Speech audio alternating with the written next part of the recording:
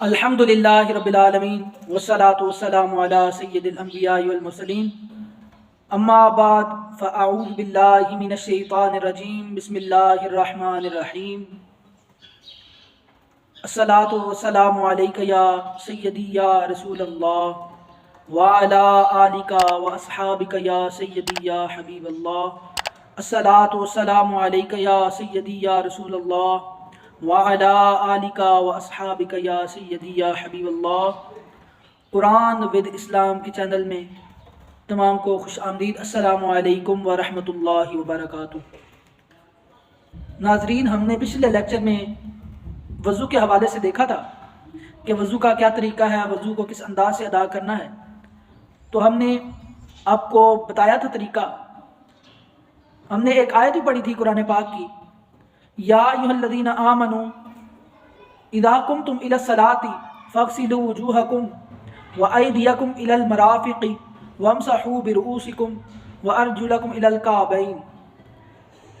ऐ ईमान वालो, जब तुम नमाज के लिए खड़े हो जाओ, अपने मुंह धो लो, अपने हाथों को कोहनियों तक, अपने सरों का मसा करो और पाँव टखनों तक धो लिया करो। अब देखें, अल्लाह रब्बुल इज़्ज़त कुरान में इरशाद फरमा रहे हैं ना कि जब तुम नमाज के लिए उठो तो क्या किया करो, मुंह धो लिया करो, हाथों को कोहनियों तक धो लिया करो, सर का मसा कर लिया करो और अपने पाँव को टखनों तक धो लिया करो। अच्छा, वज़ू करना क्या है? इबादत करनी है, नमाज पढ़नी है।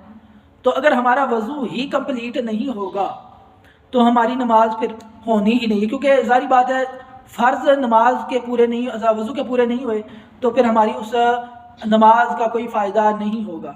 आइए दोस्तों, आज तो यही शुरू करते हैं कि तरीके क्या हैं। तरीका मैंने आपको उसने समझाया था, लेकिन आज समझाऊंगा फ़र्ज़ कि फ़राइज़ क्या है और फ़राइज़ क्यों ज़रूरी हैं। क्योंकि फ़राइज़ इस वजह से ज़रूरी हैं, वो हम सीखेंगे। लेकिन हम आगे बढ़ने से पहले आप सबसे गुजारिश है कि मेरे चैनल पर जो नए हैं, जो नए व्यूवर्स हैं, उनसे गुजारिश है कि मेरे चैनल को सब्सक्राइब करें, बेल आइकन को ज़रूर प्रेस करें ताकि हमारी हर आने वाली वीडियोस आप तक बआसानी पहुंचती रहे और आपकी रहनुमाई भी होती रहे।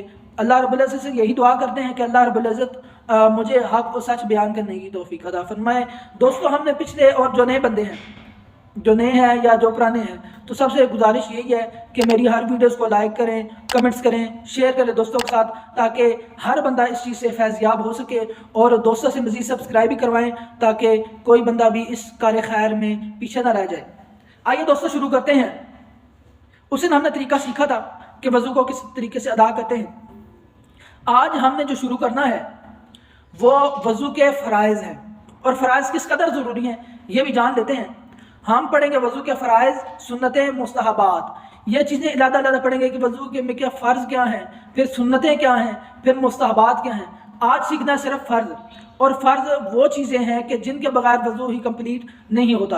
अगर वज़ू कंप्लीट नहीं होगा तो ज़ाहिर बात है, आपको पता है कि वज़ू कंप्लीट ना हो तो कोई इबादत भी कबूल नहीं होती है, क्योंकि बंदा पाक ही नहीं है। तो फिर अल्लाह रब्बुल इज़्ज़त की बारगाह में जब, अब देखिए आपको मैं एक मिसाल देने लगा हूँ। हम जाते हैं किसी दुनियादार के पास, तो हम बड़े सज धज कर अच्छे तरीके से जाते हैं, अपनी हर चीज़ को मैनेज करते हैं ताकि हमारी किसी तरफ से भी कमी कोताही ना रहे, ताकि हम उसकी नज़र में आने वाली हमारी तरफ से कोई कमी कोताही ना हो, क्योंकि वो हमें कोई ऐसा जाहिल वगैरह ना समझे या हमें कोई इस तरह का पेंडू जिसे कहते हैं वो ना समझे। तो हम बड़े अच्छे अंदाज से जाते हैं उसके पास। लेकिन ये भी कभी ख्याल हमने किया है कि हम दुनियादार के पास जाते हैं, बड़ा बन सवर कर जाते हैं, बड़े अच्छे तरीके से जाते हैं, तो हमने ये भी ख्याल करना है कि हम उस हस्ती की बारगाह में जा रहे हैं जो सबको पालने वाला, जो सबको पैदा करने वाला है, पालने वाला भी है, पैदा करने वाला भी है, वही ज़ात है। तो हम उसकी बारगाह में जा रहे हैं, सबसे बड़ी बारगाह वो है, उसकी बारगाह में जा रहे हैं। तो उसकी बारगाह में जाने के लिए हमें अच्छे अंदाज से अपनी ड्रेस सही करना चाहिए, कपड़े अच्छे होने चाहिए, टोपी से खुशबू होनी चाहिए, और वज़ू का एहतमाम अच्छे तरीके से, यानी पाकी का एहतमाम अच्छे तरीके से करना चाहिए। इस अंदाज से करें ताकि हमें इबादत करने का मज़ा आए और अल्लाह पाक हम सब से राज़ी हो जाए। आज दोस्तों आइए शुरू करते हैं। लंबी बात हो गई है, लेकिन शुरू करते हैं। आज सिर्फ फ़र्ज़ सीखेंगे कि फ़र्ज़ ज़रूरी क्यों है और क्या है। फ़र्ज़ ज़रूरी इस वजह से हैं क्योंकि इनके बगैर तो नमाज नहीं होती है। और सीखने में सबसे पहले तो मैं बता दूं कि वज़ू के 4 फ़राइज़ हैं। वज़ू कितने फ़राइज़ हैं? 4 फ़राइज़ हैं। تو 4 فرائض میں سے پہلا فرض دیکھتے ہیں. پہلا فرض کیا ہے؟ پہلا فرض یہ ہے کہ منہ دھونا. اب منہ دھونا کیسے؟ صرف اب کی دوستوں کی عادت ہوتی ہے کہ منہ اسی طرح دھو کر پانی ڈالا اور جلدی جلدی وضو کیا اور آ کر جماعت میں کھڑے ہوئے. نہیں، بلکہ اچھے طریقے سے پانی ڈالیں. حکم یہ ہے کہ سر کے بالوں سے لے کر تھوڑی کے نیچے تک، ایک کان کی لو سے دوسرے کان کی لو تک، اور جن کی داڑھی ہے داڑھی کا اچھا خیال کریں تاکہ کوئی بھی بال برابر جگہ خشک نہ رہے. اگر بال برابر جگہ خشک رہ گئی تو وضو نہیں ہوگا. دوسرا سیکھتے ہیں. دوسرا، ہاتھوں کو کونیوں سمیت دھونا.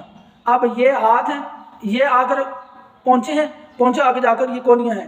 کونیوں پر اچھے طریقے سے اس کو مالش کرنی ہے، مالش کر کے اچھے طریقے سے اس کو دھونا. یہ ہمارا دوسرا فرض ہے تاکہ کونی کی بھی کسی جگہ بھی خشکی نہ رہ جائے. اگر خشک رہا تو وضو نہیں ہوگا.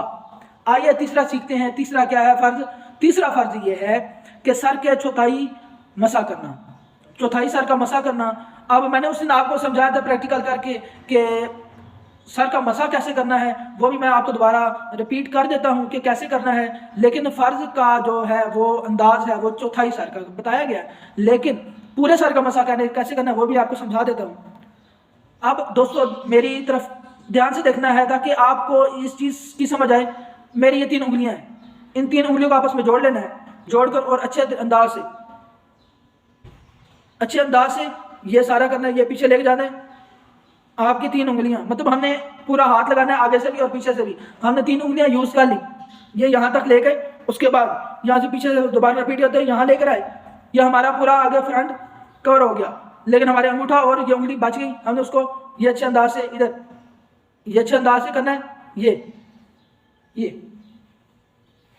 یہ تھا ہمارے پورے سر کا مسح کرنا، یہ طریقہ تھا. لیکن آج جو سیکھنا ہے وہ چوتھائی سر کا مسح سیکھنا ہے. چوتھائی سر کا مسح کیا ہے؟ یہ فرض ہے. چوتھائی سر کا یہاں تک کہتے ہیں، یہاں تک اچھے انداز سے یہ جو بال ہیں، یہ بال اچھے انداز سے ان کو تر کرنا ہے تاکہ اگر یہاں بھی کوئی بال اگر آپ کا خشک رہا تو آپ کا وضو نہیں ہوگا. آئیے دوستو سیکھتے ہیں فرض نمبر 4. فرض نمبر 4 کیا ہے؟ دونوں پاؤں کو ٹخنوں سمیت دھونا ہے.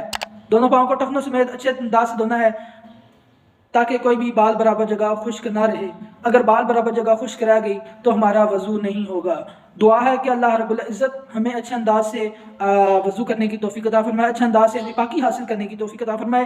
جیسا سرکار اور سرکار دو عالم صلی اللہ علیہ وسلم کا خدا نے ہمیں حکم دیا کہ ایسے پاکی حاصل کرو، ہمیں ویسے ہی پاکی حاصل کرنے کی توفیق عطا فرمائے. میری پھر گزارش ہے کہ جو میرے چینل پر نئے ہیں تو ان دوستوں سے گزارش ہے کہ میرے چینل کو سبسکرائب کریں، بیل آئیکن کو ضرور پریس کریں تاکہ میری ہر آنے والی ویڈیو آپ تک بآسانی پہنچ سکے. اور جو پرانے ہیں یا جو نئے آ رہے ہیں سب سے گزارش ہے میرے پروفائل میں جا کر میری باقی اس ویڈیو کو بھی دیکھیں اور جا کر ان پر لائک کریں، کمنٹس کریں، شیئر کریں دوستوں کے ساتھ تاکہ اس چیز سے ہر بندہ مستفیض ہو سکے. وما علینا الا البلاغ المبین.